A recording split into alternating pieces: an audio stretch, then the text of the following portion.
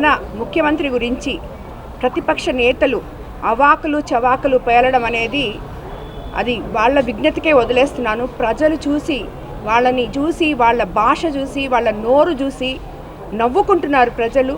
ఒక్కసారి తరిమి వీళ్ళని కొట్టినా ఇంకా బుద్ధి రాకుండా ఇదే నోరేసుకొని ఇప్పుడు మాట్లాడమే కాకుండా మళ్ళీ మేము వస్తే ఏదో చేస్తామని చెప్పి జనాన్ని బెదిరిస్తూ ఆల్రెడీ 5 సంవత్సరాలు జనమంతా బెదిరిపోయి ఏమైపోతామో దేవుడా అనుకుంటూ ఈరోజు మన కూటమి ప్రభుత్వానికి 164 సీట్లు ఇచ్చి మనల్ని అధికారంలో తీసుకొని వచ్చి కూర్చోబెడితే ఈరోజు కూడా ఓడిపోయి ఒక్కొక్కరు లక్షల మెజార్టీతో ఓడిపోయినారు, వేల మెజార్టీతో ఓడిపోయినారు.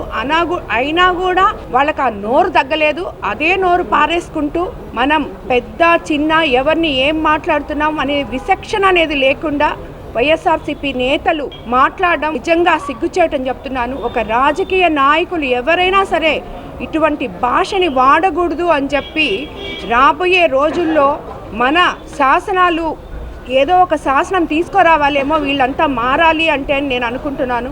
ముఖ్యమంత్రులుగా ఉన్న వ్యక్తుల్ని గురించి ఇష్టం వచ్చినట్టు నోరు బారేసుకుంటూ వాళ్ళ ఇష్ట ప్రకారానికి వీళ్ళేదో నీతి నిజాయితీ కలిగిన నేతలైనట్టు, దేశాన్ని ఉద్ధరించిన నేతలైనట్టు మాట్లాడడం నిజంగా చాలా హాస్యాస్పదం. ఇలాంటి వాళ్ళకి ప్రజలు తిరిగి రాజకీయాల్లోకి రాకుండా బుద్ధి చెప్పాలని చెప్పి నేను కోరుకుంటున్నాను.